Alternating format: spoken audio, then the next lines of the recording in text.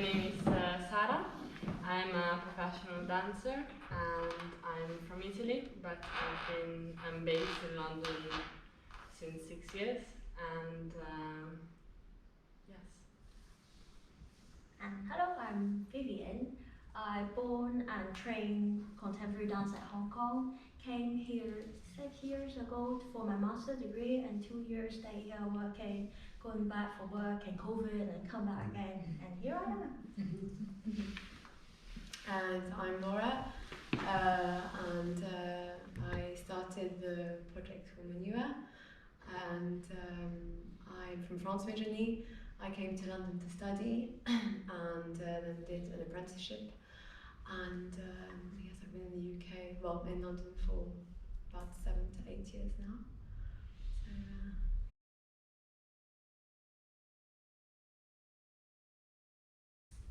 So, I think it's kind of, I mean, violence and sexual abuse against women, unfortunately, it's been happening for centuries and centuries, and it still happens every day on a daily basis, whether it starts from, touching in public spaces, on tubes or trains. You heard from the testimonials from many different women. It happens all the time, and the line is very much blurred, I think.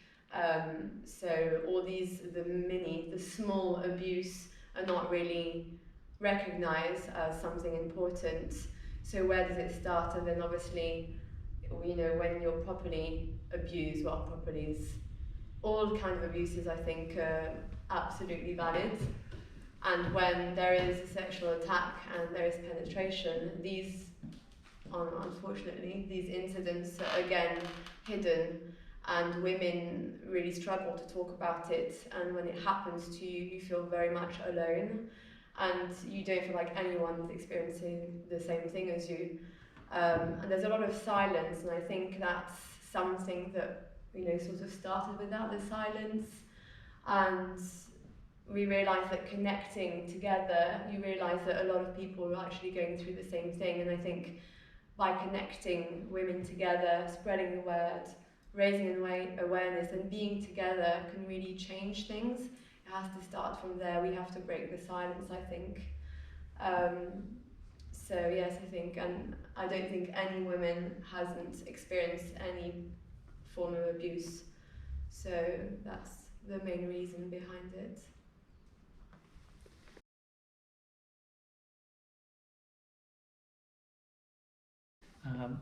How did you guys meet? Through this project, actually. So yeah, we started looking for women to explore this concept, which is obviously quite heavy, and but we had an amazing response. And this was just through the internet. We had women from Uganda, Argentina, Puerto Rico, Italy, France, Haida, a tiny island on the coast of Canada. I mean, really from all over the world. And obviously this was a London project base, but we realised how much there was a need for this. Anyway, going through many applications and a lot of women sharing personal and intimate stories, but I think there was definitely a need to, as I said before, break the silence. And then we just sort of interviewed several women, and Vivian and Sarah were part of a very tight group which we bonded with. So yeah, that was in February, I think, February this year. How the process has been for you guys in this project?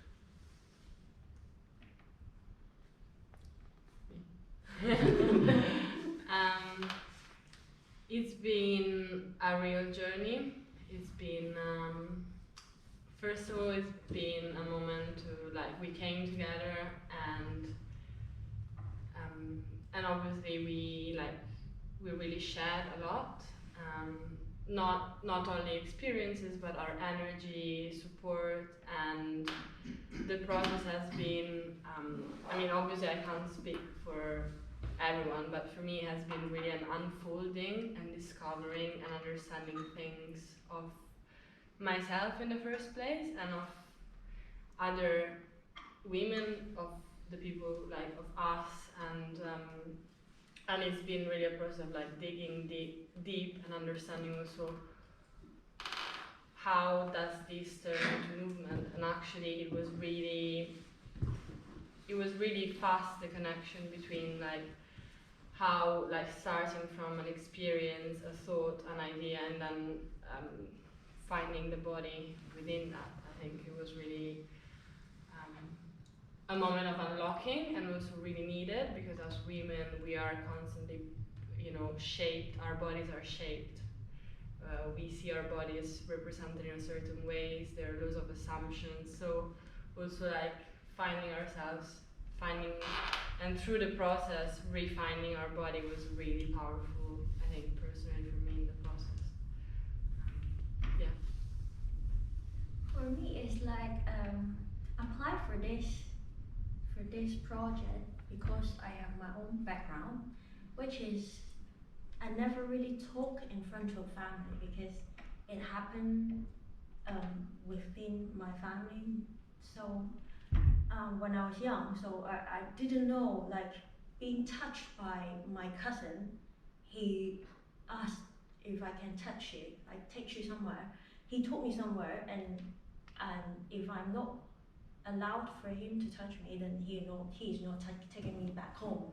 And several times he will come visit my grandma with his relative, and then we have to take a nap as a kid, and he will just ask if I can touch you. And several times I have family members having sex beside me when I was a kid. I know this is not pleasant, but I didn't know how to utter it out. I think all these memories and passes is inside my memories. Even now I can remember when and what happened. And all this is kind of hidden in my heart until I see this project. I feel like I have to apply for it because I might be able to contribute to this project no matter how.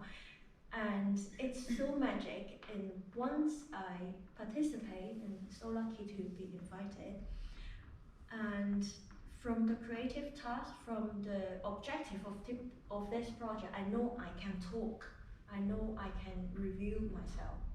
So through reviewing myself, even through the task, I go back to my memory and take it out.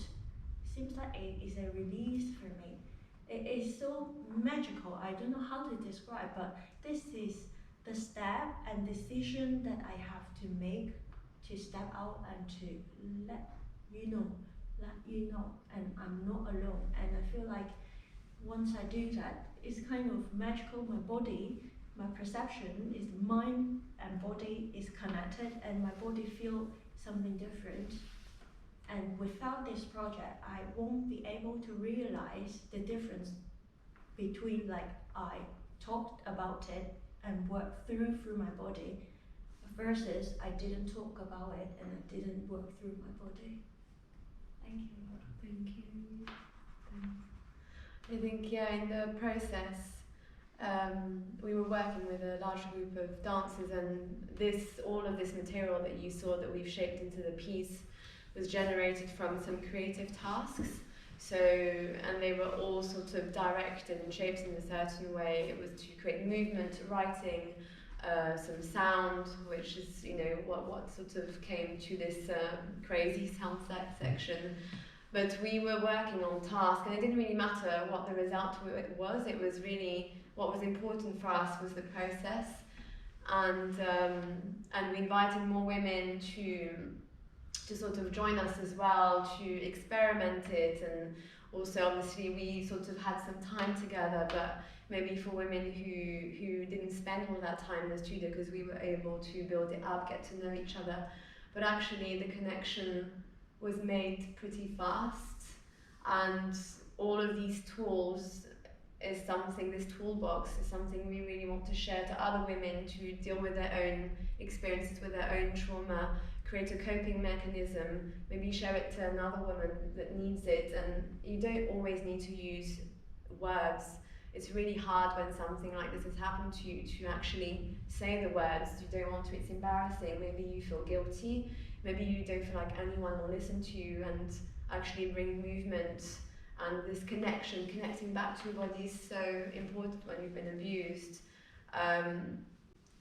And also all of the sounds, the creative writing, you know, all of these exercises, if you're not writing exactly what's happened, just, I think we've just sort of played with a lot of different elements, and yeah, so here we are now. Where would you like to take this project forward? And like, what do you see the future of this project? I think, I mean, we've already started doing some more community work, so trying to bring this toolbox and do some creative tasks with other women, non-movers, women of all ages. So that's kind of the aim, is to work with more groups of women, I think, and offering this toolbox and working with them and just creating this space where they feel safe and they feel like they are supported, and giving them the tools to be more confident and feeling empowered, and yeah, just connecting women together. I feel like it's quite an important thing.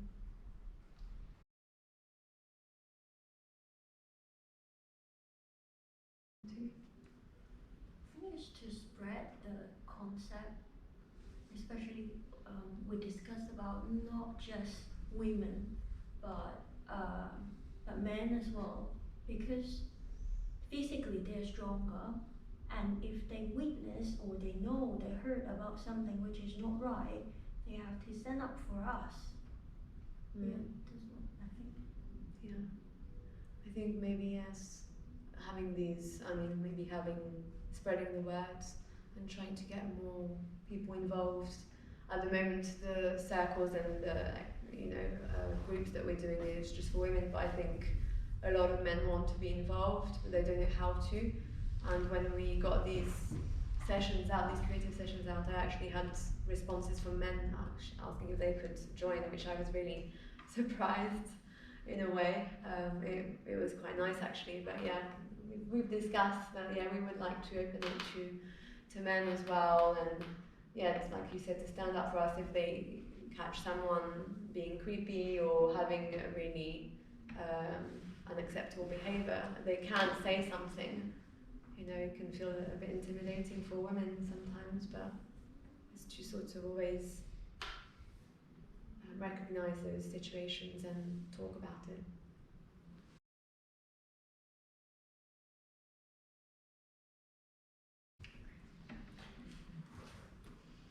I would like to know how. I mean, like, for your, if you have thought about it, if you haven't thought about it, obviously, it doesn't matter.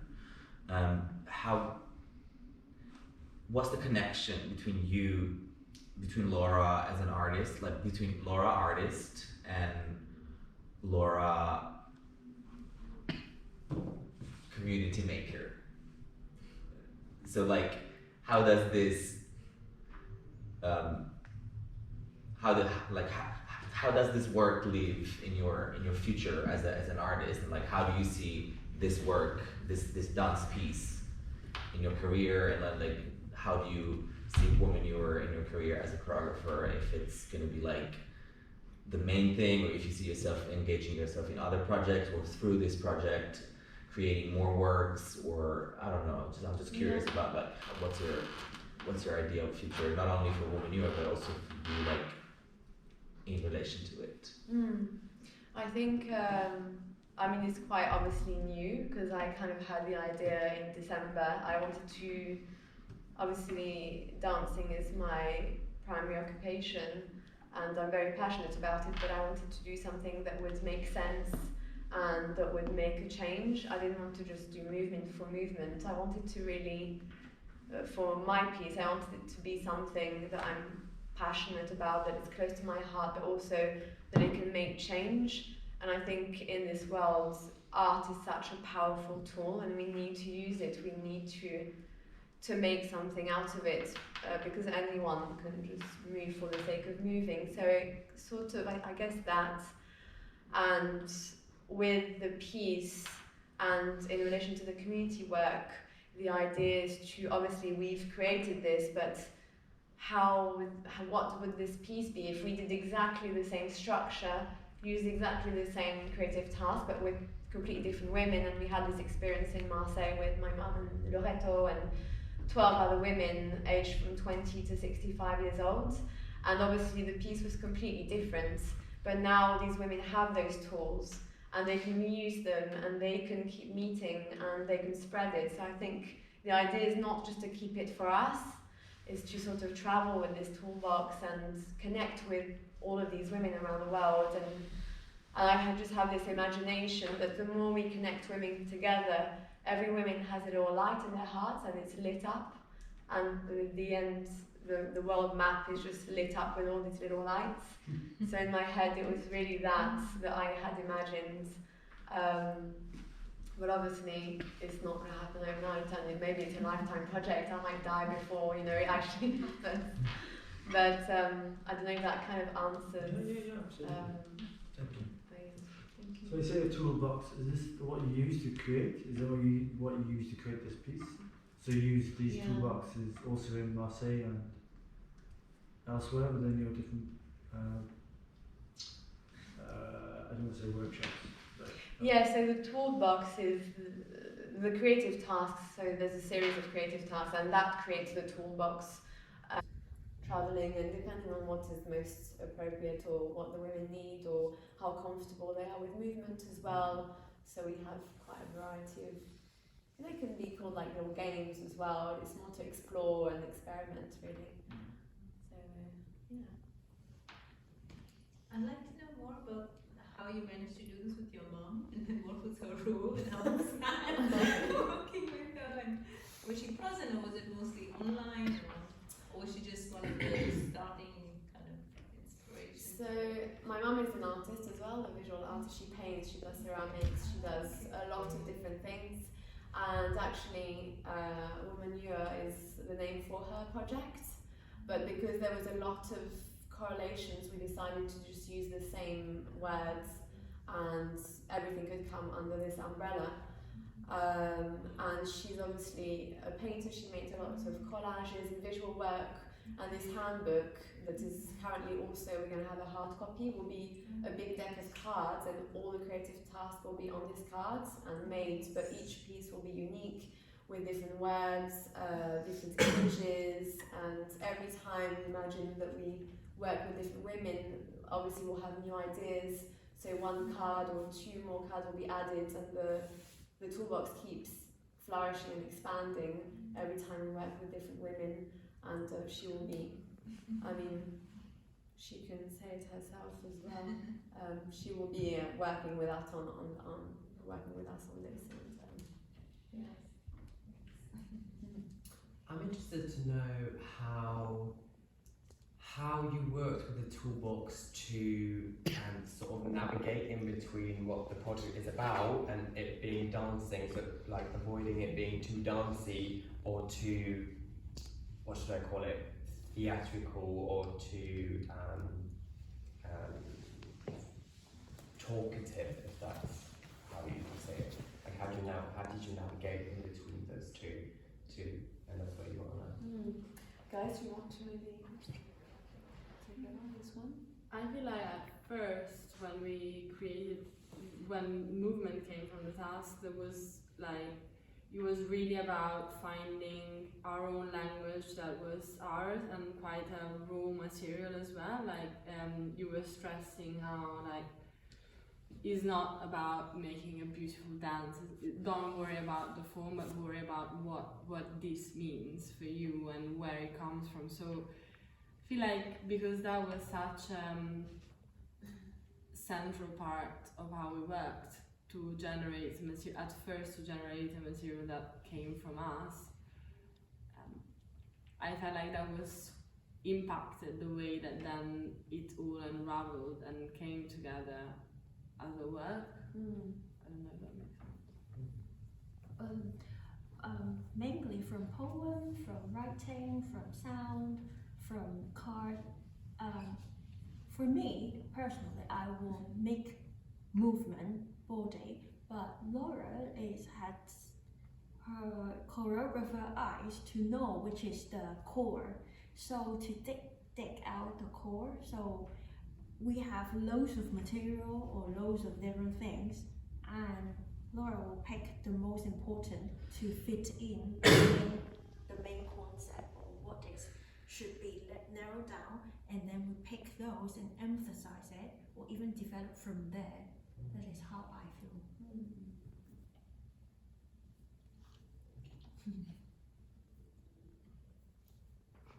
I think we have room for one more question. Do you want to ask any?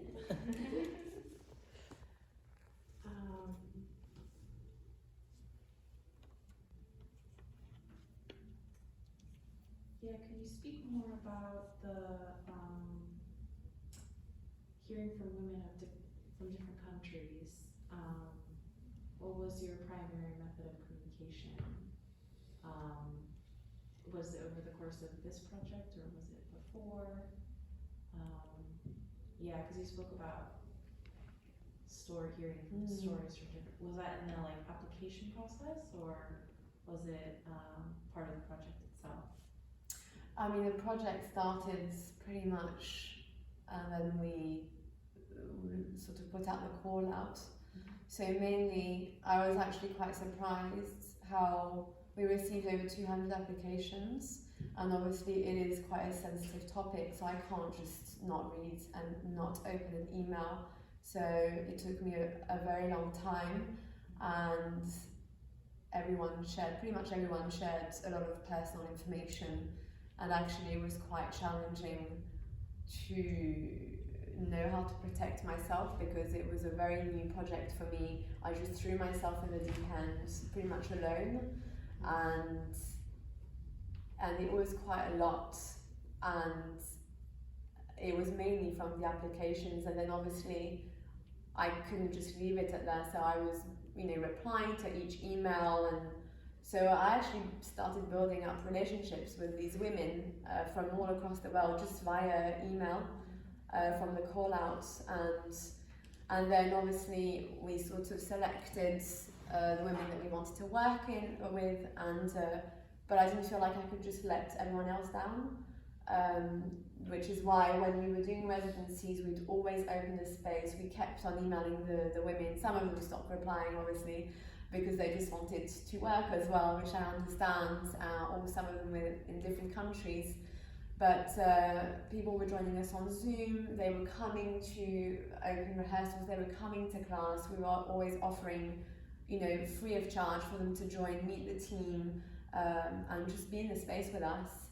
And then obviously we finished the residency, and I thought, I can't just then disappear from the face of the earth. So I thought, okay, and this is where the community work project started, and I thought this is a way to keep everyone in the loop.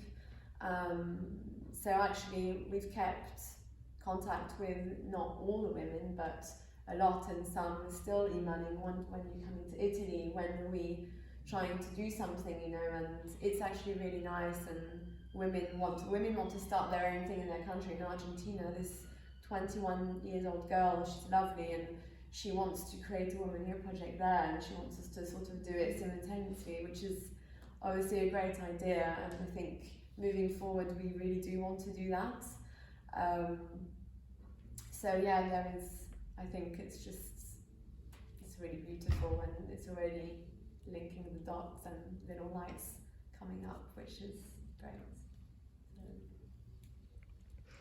I actually have just one more question. It's more to do with the academy. So you had a mentor. How did having a mentor benefited the project in any way, or? Yeah, it was great. I mean, unfortunately she's not here tonight, but she will be giving us feedback on the performance. I think it's great. Obviously, I wasn't really planning on being in the piece at all. I find it really stressful and overwhelming. I can't see what I'm doing. I can't see what is happening. and I have my own journey as well. I'm not doing this project because I've come to terms with things. I'm still processing a lot. So it's you know, always this balance to try and manage. So it was nice to have someone else and just taking a bit of pressure off. Someone to talk to and just to be, okay, what do you think about this? And just someone to have, a second pair of eyes. And I mean, even Kashish, when you were here, I mean, it was great. And it was the first time we had a man in the room with us. So, but thank you, you made it really great. But after we spoke, and it's funny how our speech changes as well, actually. So we need to work on that, but we always want to be careful not to upset or anything. And actually, when we're with women around the room, we just go for the actual words and we're very raw. But actually, I think we should do that anyway. But no, thank you. It was great to have someone else, you know, I don't know, bring up some stuff and have ideas, and it's very, very helpful. So thank you so much for the space and the support. Thank you. No, because I felt like when I'm also giving feedback or I'm asking questions, I feel like you guys need to talk on this, and I just need to, like, even when I was reading the question, I was like, should I say something about it? I do have thoughts coming in my head. I'm like, no, this is your chance. You're speaking about your experiences, and as a man, I think I need to learn to listen, and that's what I feel like watching your performance and just taking it all in. Thank you. I just wanted to say thank you for this amazing performance, and thank you for applying for the residency, and we really hope that you were able to make good use of it, and yeah, can't wait to see what you guys do more as well. And if you, like I said, if you ever need a space to kind of hold these workshops, you know, more than welcome to facilitate that for you.